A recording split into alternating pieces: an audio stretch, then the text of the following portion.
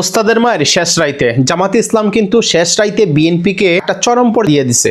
আপনাদেরকে একটু প্রমাণ করে দিচ্ছি, বিএনপির যে ফ্যামিলি কার্ড, ফার্মার কার্ড সহ হাবিজার জন্য ঠিক ওই কার্ডের প্রলোভন দেখিয়েই কিন্তু এখন বিএনপি যাচ্ছে যে মূর্খ সূর্খ মানুষ যারা আছে তাদেরকে বুঝিয়ে বাজিয়ে কোনো রকম যদি এই নির্বাচনী বৈতরণীটা পার হওয়া যায় তাহলে তো আলহামদুলিল্লাহ কেল্লা হতে, তখন আর আমাদেরকে ঠেকায় কেচাবাজি করব আর সবাইকে ধরে হান্দায়া দিব। কেউ যদি আমাদের বিপক্ষে কথা বলে তাদেরকেও হান্দায়া দিব।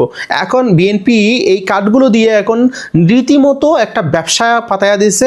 অনেকের আইডেন্টি কার্ডের নাম্বার নিতেছে, অনেককে বিভিন্ন রকম কথা বলতেছে যে তোমরা যদি ভোট না দাও, আমরা যদি ওইখানে ফাঁস না করি তাহলে তোমাদেরকে ফ্যামিলি কার্ড দেওয়া হবে না।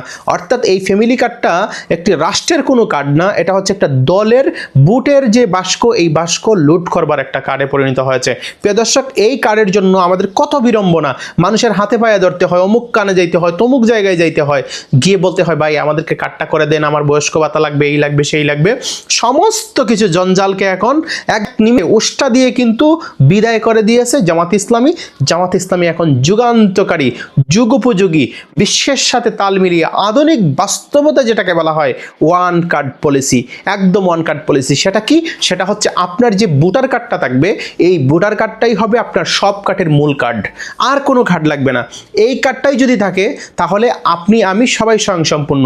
একজন নাগরিক হিসাবে আপনাকে মর্যাদা দিবে, একজন নাগরিক হিসাবে আপনার যা যা পাবার কথা এই কার্ড অনুযায়ী আপনি পাবেন।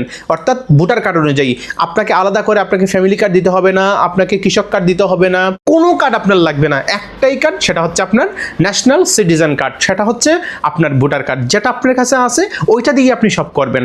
আপনার এই ভোটার কার্ড দিয়ে আপনার বয়স যদি 60 হয়ে যায় তাহলে আপনি অটো সব জায়গায় ফ্রি সার্ভিস পাবেন, অর্থাৎ সেবা পাবেন। সেটা হচ্ছে রোগ নির্ণয়ের ক্ষেত্রে রোগ হিসাবে আপনি যত যা সমস্যা হবে আপনার চিকিৎসার ভার সেটা জামাতে ইসলাম তথা এই যে রাষ্ট্র আপনাকে বহন করবে।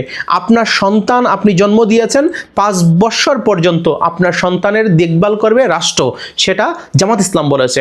এই রকম আহামরি কোনো রকমের স্বপ্ন দেখায় নাই জামাত ইসলাম। জামাত ইসলাম তারেক রহমানের মতন বলে নাই যে আপনাদের জন্য আমরা ইউনাইটেড নেশন করে দেব, আপনাদের জন্য ফ্রি করে দেব এই সব চিকিৎসা, এটা বলে নাই। এটা সম্ভব না, কখনো সম্ভব না। বিএনপি যেটা বলতেছে এটা বাস্তবায়ন করতে পারবে না যদি তারা ক্ষমতায় আসে। লিখে রাখেন, এখন জামাত ইসলাম যেটা বলছে যে 5 বছর পর্যন্ত আপনার সন্তানের সব দায়িত্ব হচ্ছে সরকার, সরকারের সব চিকিৎসা ব্যয়ভার বহন করবে। অপরদিকে আপনি যখন বৃদ্ধ হয়ে গেছেন, 60 বছরের পরে আপনি একটা শিশুর মতো হয়ে যাচ্ছেন, আপনি ঠিক সেই মুহূর্তে আপনার ব্যয়ভার কিন্তু সমস্ত চিকিৎসার ব্যয়ভার সরকার নিয়ে নিবে। তাহলে কত চমৎকার না? আর এটার জন্য আপনাকে মানুষের দ্বারে দ্বারে ঘুরতে হবে না যে ভাই আমাকে একটা চিকিৎসার জন্য একটা হেলথ কার্ড দেন, একটা ফ্যামিলি কার্ড দেন।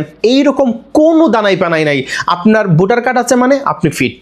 একজন ভোটার কার্ড পাওয়া অর্থাৎ দেশের নাগরিক হওয়াই আপনার জন্য সবচেয়ে সম্মান এবং গর্বের বিষয় হয়ে দাঁড়াবে। এটা কারো কাছ থেকে আমরা দয়া নিচ্ছি না, আমরা কারো কাছ থেকে ভিক্ষা নিচ্ছি না, আমরা কোনো দলের অনুগ্রহ নিচ্ছি না। এটা আপনার সবার জন্য প্রযোজ্য। আপনি বিএনপি হন, আপনি আওয়ামী লীগ হন, আপনি জাতীয় পার্টি হন, আপনি যে কোনো দল হন, আপনি কাদিয়ানি হন, আপনি সুন্নি হন, আপনি ওয়াহাবি হন, আপনি আহলে হাদিস হন, কোনো সমস্যা নাই, ডাজন্ট ম্যাটার। এটা কোনো প্রবলেম না। আপনি বাংলাদেশের নাগরিক, এটা হচ্ছে সবচেয়ে বড় কথা, সবচেয়ে বড় জায়গায় এই যে প্রশ্নটা সেটা হচ্ছে আপনি ভোট দিচ্ছেন কি দেন নাই সেটাও বিষয় না। জামাত ইসলাম যদি বাংলাদেশের ক্ষমতায় আসে আজকে আমার ভোট দেব না, পরিবারে ভোট দিবেন, ভোট কেন্দ্র পাহারা দিবেন। এই পাহারা দেওয়ার মাধ্যমে সমস্ত চাঁদাবাজদেরকে রুখে দিয়ে আপনার আমানত আপনি রক্ষা করবেন। ইনকিলাব জিন্দাবাদ।